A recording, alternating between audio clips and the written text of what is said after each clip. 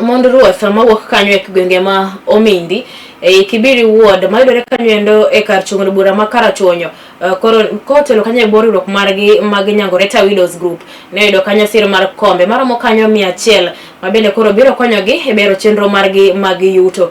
Minego kotelnegi kod jakom margi mano kanyo Mikaidor Kasatieno yango kanyeko ne gisebedo kanyo kod pek weche geko mag chiemo yudo chiemo kaachiel kod mago mag chulo school fee ne nyithindegi kalore kanyo endo kod pek mar nengo mar ngima. Giyango ni sir mar kombe makamago koro gibiro tiyo godo e bero chenro margi mag yuto mabende koro biro theko gi kanyo gi weche geko mag kwecho. Kennedy Ongati mabende ne ochiwo negi sir mag kombe maket kod mago eko yango kanyo ko idwaro mar maduong' en neno kanyo ni mond ruodhi maket kod mago eko odak kanyo ngima maber ka bende nyithindegi oyudo somo makare mana kaka mago eko mag ji mamoko.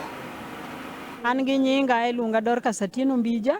Wan kaka widows mag Nyangoreta ne wabedo piny ma waneno ni to ang'o ma nyalo konyowa mondo kaka wan widows kik wabed ni wasiku wakwecha kata nyithinde wa ok nyal dhi skul e yo maber.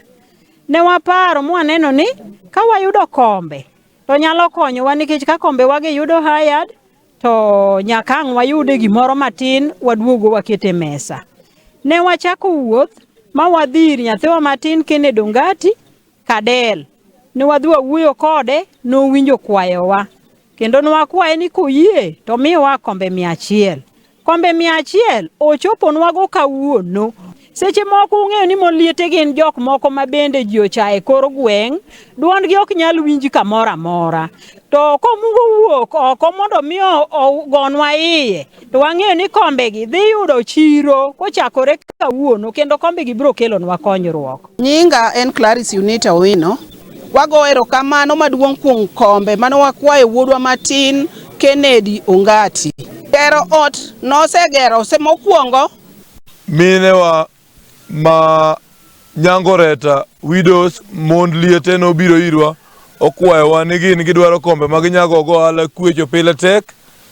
Nachiwo kombe 100 ofis kawuono Nyasaye oloso thuolo ayudo thuolo mondo amigi kombe 100 mana wacho nikech sirikandwa ma Daktari William Ruto giro mondo molo ni en wacho gitimo ka gimwanyalo to watimo mok wanyal be warito go saa. Koro wach minegi niche giwuoyo koda ka mon liete Nyasaye oyie wayudo odiochieng' kawuono wayudo kombe kendo wamiyo gi officially mondo ngima gi odhi mbele nyithindgi osom giyud chiembgi matin ende. An iluonga Okumu Eric ma Kibiri Ward watimo grassroots mobilization mwa en chua ni ng'ata ma kura pok oyudo kata manyiche oko sani wan kode within Kibiri Ward watimo negi waloko negi kura kendo nyaka wa make sure ni gidhi go kura ne Daktari William Samoei Ruto.